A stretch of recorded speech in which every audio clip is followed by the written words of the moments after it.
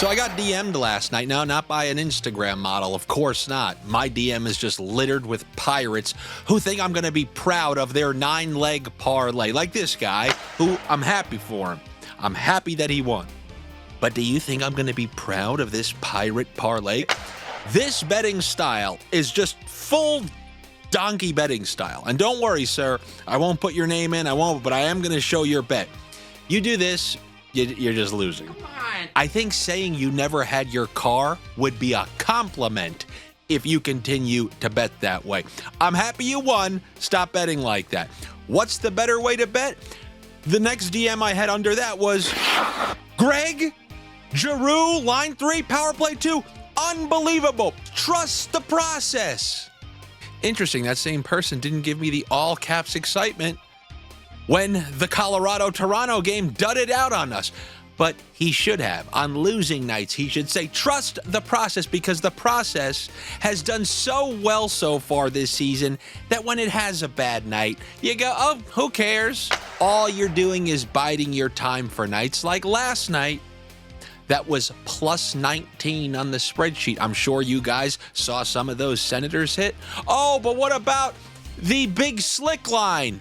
Kempe didn't get a point. Oh, yeah? Well, what about, you see, you learn little things every single day here. Do you remember when I said, always check for players who are questionable? If you don't know they're going to play, they will be added in the last 30 minutes.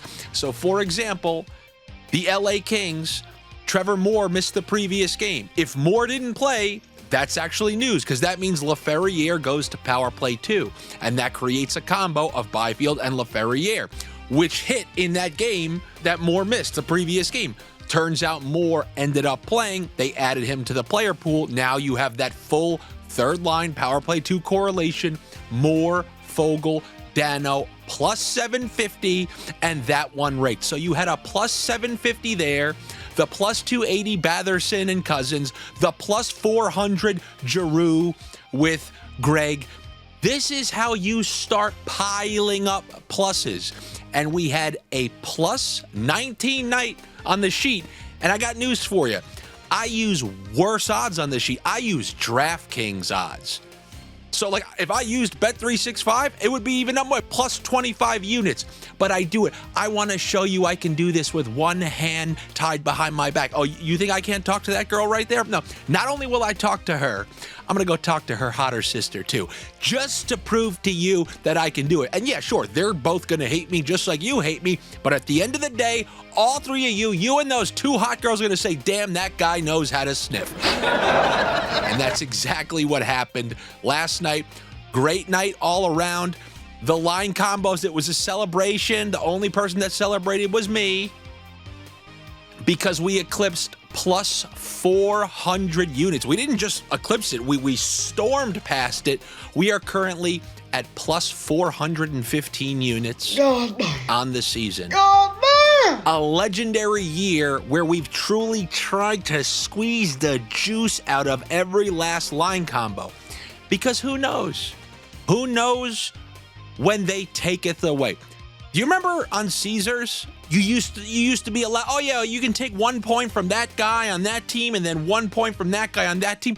Notice you're not even allowed to put player points in same game parlays anymore. What does that tell you? Caesars just removed it. They go, no, we just got waxed. I don't care. People can yell, people can curse. I don't care. This is the golden age. Hopefully you guys are enjoying the fruits of all those player point prop sniffs, and we will look to continue that here on a Wednesday. 4-game slate. Once again, the quick 4, and the first is the New York Islanders and the Vancouver Canucks. Weird kind of game here. 2 teams vying for that wild card spot, one in the East, one in the West. You had a 3-2 game with the Devils where the Vancouver Canucks were able to tie it at the very end, which put that into overtime, and it pushed that game over. I mean, I'm seeing a Canucks team who had to send Pettersson home. I mean, this is an offensively deficient team. And then the New York Islanders, just like I told you last game, no Barzal still. They traded Brock Nelson. This is a team that doesn't have a lot of offense, yet both of these teams were involved in games that went over in the last game. When I look at this game, here's what I see. On the Canucks side, It's very simple. You remove all those offensive pieces from the lineup, then just give me someone who's going to have to produce for them to squeeze out a win. Okay, Brock Besser, his point is a little bit too much for me. I'm looking around. Who else is on that top line? Pius Suter. Now he's on power play too. There it is, J.Debrusk, -105. That's a pretty solid price for a guy, top line, top power play. If they're going to score, even if you have them at 2 goals, you feel like it's got to be that top line giving you one. He came through with a point last game. Let's take him for one in this game.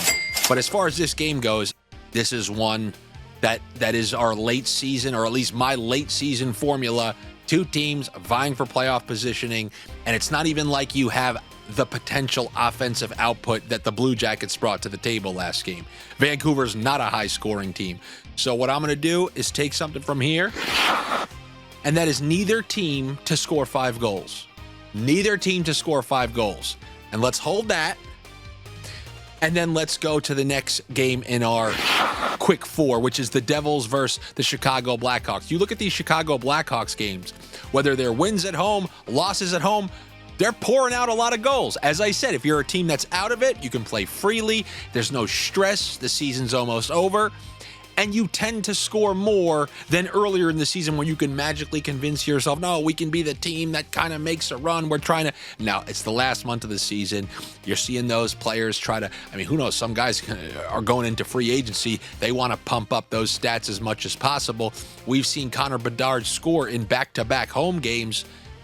I think we're getting a very fair price on his point at home. Coming off a 7-goal performance at home on Sunday against Philly, there was no traveling. They're remaining at home.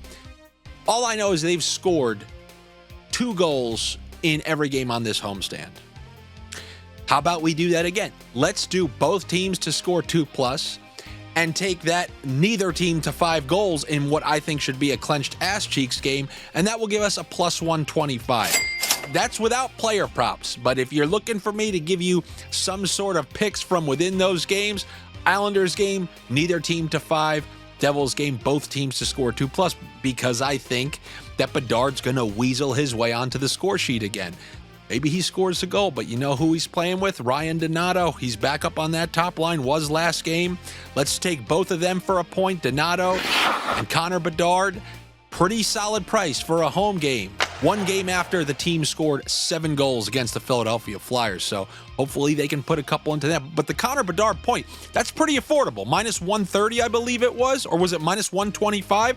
-125, you can take that thing on its own. But him and Ryan Donato both for a point. Look, you can do a little half unit on the Levshunov assist. You know how I run my power plays. It's almost like the sports betting version of a coach. Oh, well, if you have a defenseman and you have Connor Bedard to his right, you can just picture it. Levshunov moving it to his right, Connor Bedard picking a corner. That's Bedard for a point, Levshunov for an assist.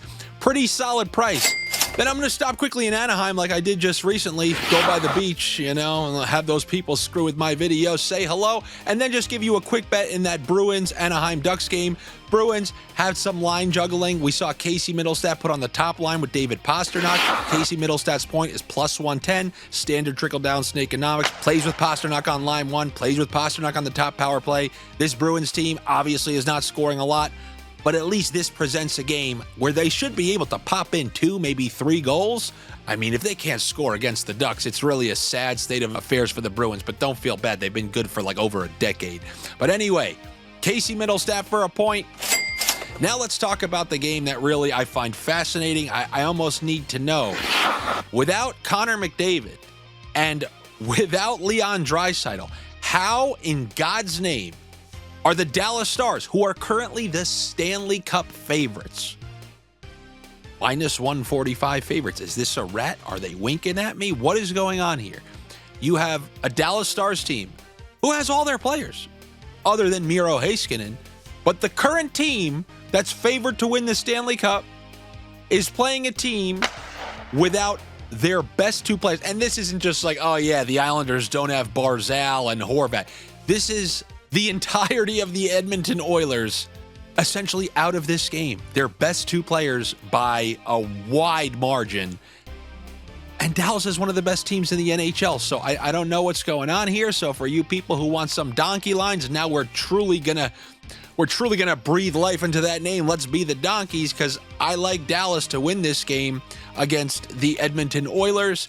And one way, if you don't want to take that minus 145, you know what I like to do? Let me find the worst player on the Oilers whose point prop will bring this to plus money. Unfortunately, Skinner, Nugent-Hopkins, Hyman, Arvidsson, these guys are all on the top power play. Give me Darnell Nurse. So that would be Stars to win, under half of a point on Darnell Nurse. And now this is an opportunity, just like yesterday, where I said, let's just smack some of these lines for Ottawa. I bet you 2 of 3 hit. I like this opportunity to do that with the Dallas Stars line. Now, Dallas did a mini juggle toward the end of the last game. They flopped Marchment and Rantanen, and it worked out for them. So I think they're going to keep these new lines. So that means the top line is going to be Hintz and Rantanen. That's pulling around a plus 160. And the second line, we're going to do a Granlund point prop combo. And then we're going to do one of my power play specialties. Give me Thomas Harley for an assist and Wyatt Johnston for a point. And those are 3 separate combos we're going to take for the Dallas Stars in a game against the Edmonton Oilers when they won't have Connor McDavid or Leon Draisaitl. Which I guess theoretically means I like the Dallas Stars over 3.5 goals as well. And I guess since I didn't really give you a full Pirate parlay, how about we do one of those classic, is 2 for Hintz, 2 for Rantanen? Tell me we're going to get plus 900 on 2 for Hintz, 2 for Rantanen.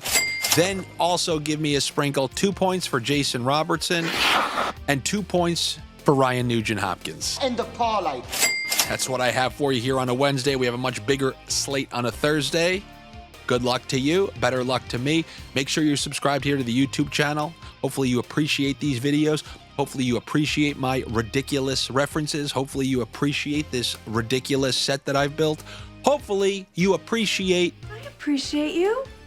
Each. Including those spreadsheets, which will be available, as always, on the Patreon. It's patreon.com/Andy Francess. Even if you want nothing to do with that, if you just want to show your support, be a minority owner of this show, you can join over at patreon.com/Andy Francess. There's a link down below, or you can click my face on that $sign that pops up at the end. If not, no worries. Just do the free things, the liking, the commenting, subscribing. And if you don't, you know the rules. What rules?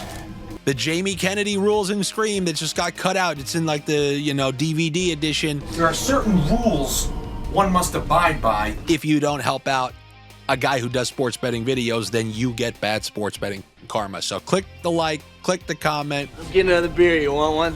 Yeah, grab me a Peroni. I'll be right back. What was that ruckus? Click the notifications. I'll see you tomorrow.